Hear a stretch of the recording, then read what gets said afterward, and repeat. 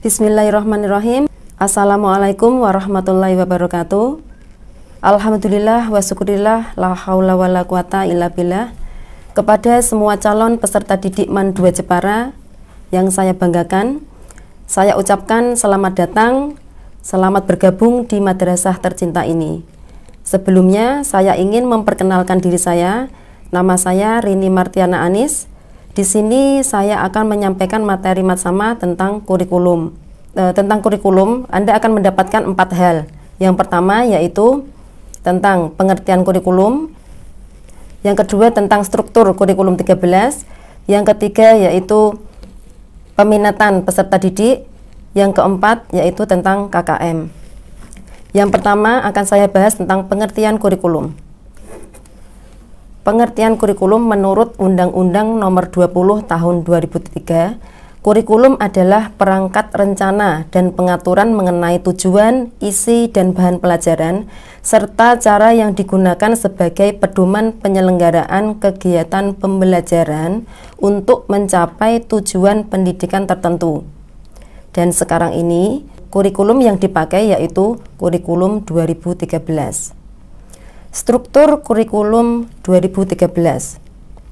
Setiap mata pelajaran strukturnya terdiri atas kompetensi inti atau KI dan kompetensi dasar atau KD yang dikembangkan berdasarkan SKL atau standar kompetensi lulusan yang harus dikuasai oleh peserta didik sesuai dengan beban belajar yang tercantum dalam struktur kurikulum.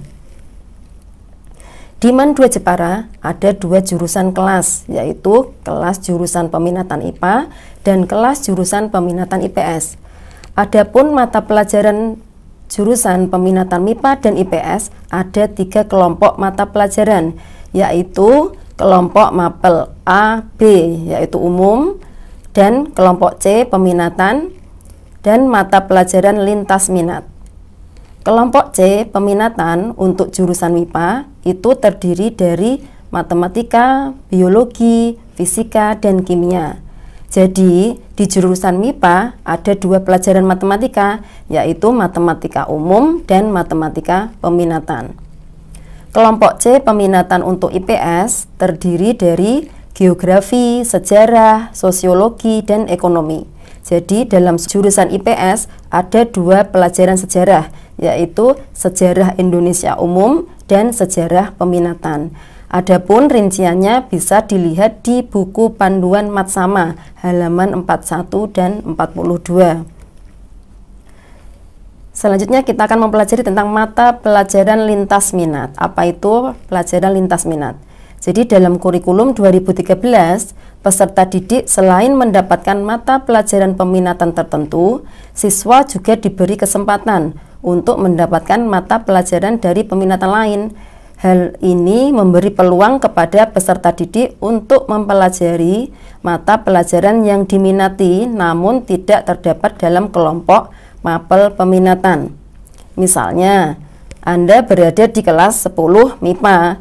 Anda berhak mempelajari 2 mata pelajaran lintas minat, bisa ekonomi, sosiologi, geografi, ataupun bahasa Inggris. Sedangkan di kelas 11 dan 12, Anda bisa melanjutkan 1 mapel lintas minat. Begitupun jika Anda di kelas 10 IPS, Anda juga berhak mempelajari mapel lintas minat, yaitu kimia, fisika, biologi, dan bahasa Inggris. Pendekatan saintifik.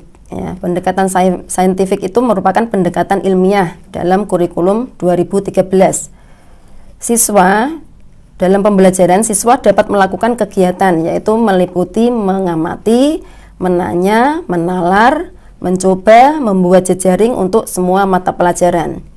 Sedangkan langkah-langkah pembelajaran dalam pendekatan saintifik atau pendekatan ilmiah dalam kurikulum 2013 ada 3 ranah yang diimplementasikan, yaitu ranah sikap KI 1 dan KI 2, pengetahuan KI 3, dan keterampilan KI 4. Dalam ranah sikap, peserta didik itu agar bisa mengetahui tahu mengapa.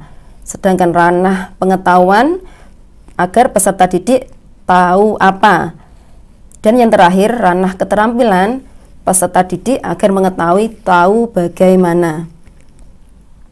Hasil akhir dari pendekatan saintifik adalah peningkatan dan keseimbangan antara kemampuan untuk menjadi manusia yang baik atau soft skill dan manusia yang memiliki kecakapan dan pengetahuan untuk hidup secara layak atau hard skill dari peserta didik yang meliputi aspek kompetensi sikap, pengetahuan, dan keterampilan. Selanjutnya kita membahas tentang konsep penilaian otentik. Jadi ada 4 jenis penilaian otentik dalam kurikulum 2013, yaitu yang pertama penilaian kinerja, yang kedua penilaian proyek, yang ketiga penilaian portofolio, dan yang terakhir penilaian tertulis. Yang kedua kita membahas tentang peminatan peserta didik madrasah aliyah, yaitu suatu proses pengambilan pilihan dan keputusan oleh peserta didik dalam bidang keahlian yang didasarkan atas pemahaman potensi diri dan peluang yang ada. Dalam konteks ini, bimbingan konseling mempunyai peranan yang sangat penting untuk membantu peserta didik untuk memahami diri, mengarahkan diri, mengambil keputusan diri, dan merealisasikan keputusannya secara bertanggung jawab. Di sini saya harapkan jika Anda mempunyai kesulitan yang berkenaan dengan peminatan, bisa menghubungi guru bimbingan konseling MAN 2 Jepara, yaitu Ibu Ica Silviana SPD atau Bapak Tabah Umar Fahrudin SPD. Yang terakhir kita akan membahas tentang KKM atau kriteria ketuntasan minimal, yaitu batas minimal nilai yang harus dicapai peserta didik.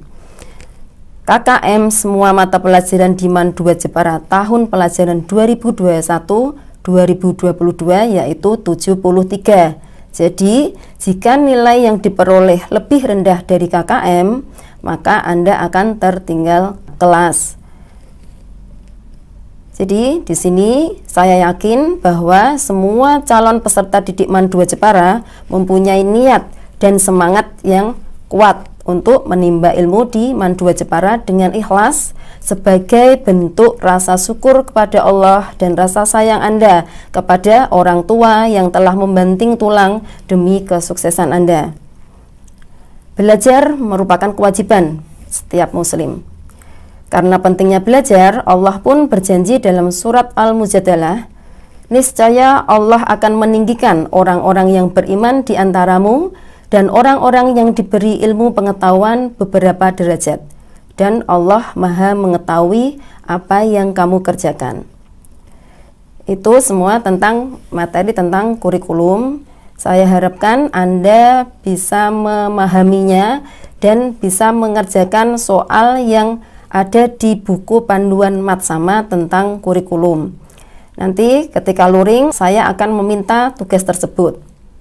Semoga apa yang saya sampaikan hari ini bisa bermanfaat untuk kita semua. Sekian dari saya, kurang lebihnya saya mohon maaf. Wassalamualaikum warahmatullahi wabarakatuh.